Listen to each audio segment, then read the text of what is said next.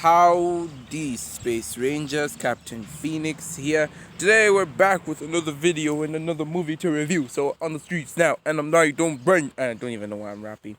Anyways, before I start this video, let me just say that this video is sponsored by Fitness Solutions. They're a gym equipment company that sells and repairs gym equipment for you. So if you have anything that's broken, take it to them. Tell them I sent you. Give me some money, because I want it so bad.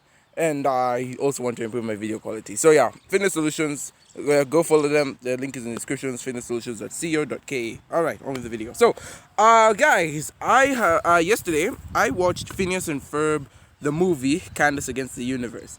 Now you're probably wondering how I watched it, because it only streams on Disney Plus. What? Oh, I don't have Disney Plus, so you're probably wondering, Phoenix, how did you watch it without it being on Disney Plus? You know that's not illegal. And then I'm just gonna say, we're pirates. We don't know what that means. Seriously, Disney, don't kill me, don't copyright me or anything. Anyway, so I thought I might as well talk about this movie. For those of you who don't know what Phineas and Ferb is, let me give you a brief history so we can get on with it.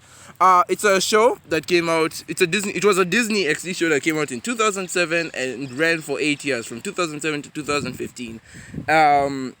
It's a show mainly about two stepbrothers who every day create a new invention so that they can have the best summer ever. So every day they create a new invention so that they can have fun with it. So the show is kind of mainly set up into three storylines. The first storyline is Phineas and Ferb, the two stepbrothers I just mentioned, who make inventions. We have their pet, Perry the Platypus, who's a secret agent who always fights his arch nemesis, Dr. Doofenshmirtz.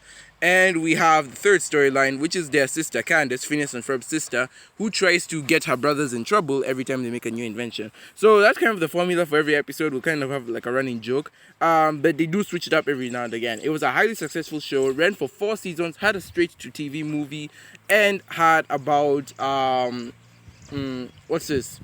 dozens of specials. I can't even count how many specials they've had. Like, there was a Star Wars special, there was an Avengers special. It was crazy.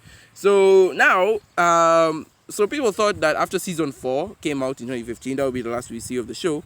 Turns out that's not the case.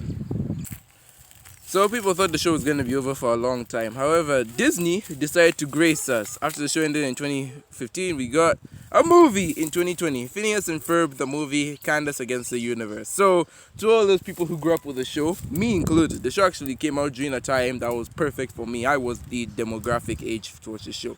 So everyone who's a fan of the show way back when got to see a movie now, 5 years later, when we're all grown up and such. And I just gotta say, it feels good that they're back. Again, I watched the show a lot when I was a kid, and it's good seeing it now. Gosh, it's been 10 years. No, not 10 years. It's been 13 years since the show came out. Good Lord. Anyway, so I thought I might as well talk about the movie and see, does it hold up to the original Phineas and Ferb? And since it's a movie, I guess it would technically be a sequel to the second dimension, so I guess I would talk about that as well.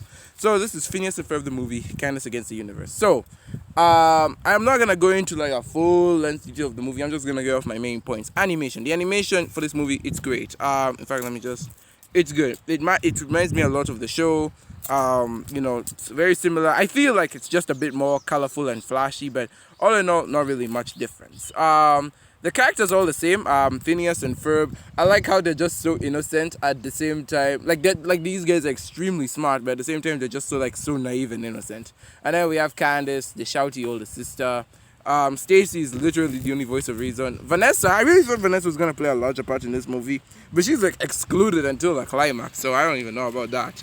Doofenshmirtz, hilarious as always. Again, he's dad of the year, villain of the year, everything of the year. Perry is great. I also wish he got more screen time. In fact, in this movie, I feel like this movie was just like so unnecessarily mean to Perry. He's just like, how do I say, he's like the unsung hero of this movie. Really, I feel so bad for this platypus. But yeah, no, the animation and the characters are okay. Again, nothing much you haven't seen. They're exactly the same as we left them. And the story. So the story is about Candace being kidnapped by aliens, and now Phineas, Ferb, and the group have to go rescue her. Now, if this were a normal episode of the show, this would have been solved in 11 minutes. However, since it's a movie, they had to draw out the runtime. So, I guess that's what I have to also talk about the complaints of the movie. So, I already talked about the good, the bad. Okay, so, as you know, my main points, good, bad, and and mixed. So for the good, again, I mentioned everything is kind of standard from where we last saw it. Like the characters are all the same. The stories, the wait, no, not the story. The animation is good. However, when it comes to the characters, I feel like not the characters, the story. That's why it comes to a mix. So the story is nothing interesting. Like it's a regular alien kidnapping, then an alien invasion. And then it's like so cliche, but I'll get on that in a second. Another thing I have about another gripe I may have with the story is wait, give me a second. And so yeah, it's not really like how do I say? It's not really a great part of the story, but I feel like they're really padding the runtime with this movie. Like there will just be segments in the movie where characters will like stare at something or just say something for quite some time and the camera isn't moving or anything. Like you could tell they were really pushing this movie to be an hour and 20 minutes long. It just I don't know, it felt so unnecessary. No one would have complained if this movie was like a straight hour long. I mean, it's a straight to, TV movie, so it's not like a theatrical release or anything, but man, were they padding the runtime.